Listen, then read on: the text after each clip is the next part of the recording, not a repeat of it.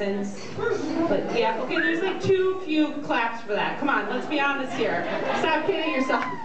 Okay. Yay, we caught ourselves. I had a really awkward adolescence. Like, I was this exact same size when I was in 7th grade. So, and like my mom and I would go shoe shopping, and we'd be at the department store, and she'd be like, Christina, tell the sales lady what size shoe you want. Tell her what size shoe you need. And I'd be like, do you have anything in a size 12? That's like when the shoe apocalypse would start, and like parents would shield the eyes of their young children. She's so big. And there's not too many places you can get shoes, you know, when you have a size 12 in 7th grade. So I had to go to Easy Spirit. Anybody remember that? Easy Spirit? Yeah, orthopedics. Woo. But like, when you're the awkward kid, you're pretty much awkward from like day one, you know? I think about leaky bag kid from like 1st grade, you know? This is the kid whose mom would send him to elementary school with a brown paper lunch sack with like last night's tuna noodle casserole, a bologna sandwich, and like a bruised apple, and it would sit in his tepid cubby until like lunchtime, when he'd pull it out and there'd be like this leaking corner. He's like chomping on a salmonella sandwich, you know? But you know, even back in those days, he was awkward, and girls weren't like writing on their trapper keepers, you know, Jenny Hart's leaky bag kid, or you know, Mrs. Leaky Bag. Like, that wasn't happening. But like, and then that continues, you know, in middle school where you sit at lunch, right? That's the ultimate. Like, if you're cool, you sit at the cool kids table, right? Right? Anybody sit at the cool kids table? I did. I'm gonna punch you in the face. So anyway, way to win over the audience, Christina. So anyway, at the cool kids table, you want to be at the cool kids table, right? So a kid like me wants to sit there, but the cool kids table had like the center, which was like the nucleus of cool, where you could actually put your lunch bag on. Then there were like Saturn's rings of like lesser cool kids.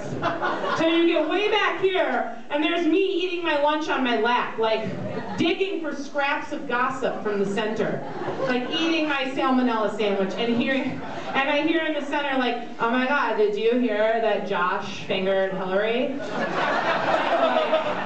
You're like, I finger my cat.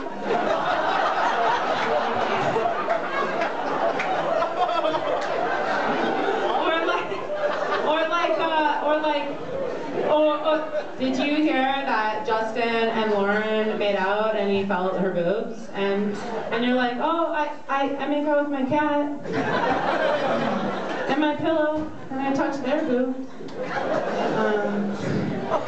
So now, like, all these assholes that I went to middle school with are like on Facebook and having babies, you know? And I love it because they're getting fat, but anyway. And but the thing that they're really doing that pisses me off is that they're posting sonogram pictures on Facebook. Can I get like an amen on that? Like, that is ridiculous. Dude. Like, what the hell are you doing? So now there are these children who are going to be out in the, you know, grow up through their entire lives where they've had a picture of themselves on the fucking internet since they were negative, you know, 6 months. So, like, and their friends, you know, later in life, they're going to be like 15 years old, and their parents' friends are going to be like, oh, I remember seeing your sonogram picture. Oh, your organs have really developed nicely. Oh, I liked your placenta. And I don't want to see a sonogram picture on Facebook. I don't want to see a sonogram picture maybe ever, unless it's even my own. But even then, I only want to see it if it's like super cool. Like there's like a unicorn in there, like a rainbow with sparkles. Like, yeah, then I'll post that shit. So, speaking of people getting pregnant, I'm really sick of a lot of commercials these days. Like, I don't have DVR, sorry, but I'm really sick of all these commercials. Like, who the fuck are these people creating these commercials? Like, they make me want to punch myself in the vagine. But anyway, the one that I hate the most right now is that Plan B commercial. Has anyone seen that one? And it's like, the day after your birth control fails, Plan B. And it's all these women waking up in like the really nice, like Manhattan, like studio, and they're like, did my birth control fail? Did it fail? I don't know. I'm sorry, but I think that's like a really PC way of saying, when you went to ladies' night at Applebee's in Racine, and you were pounding $2 Cosmos, and you woke up naked in your bed with the guy from the gas station, then you need Plan B. Am I right?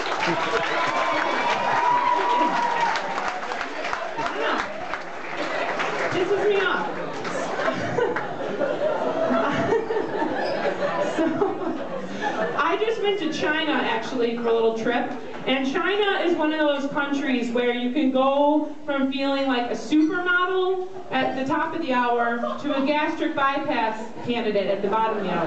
Like, I was in Beijing at one of the ancient, tourist attractions waiting in line for the bathroom, and all these little Chinese women start pulling out their cameras, like, to take a picture of me. Oh, can we take a picture of you? So beautiful, American lady, so beautiful.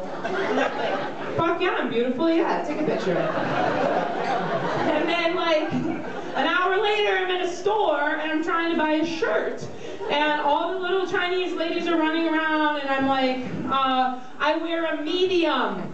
And they're like, oh no, you're so big, American lady. You're so big, you're never hungry, Buddha belly. You need 3XL, 3XL, 3XL.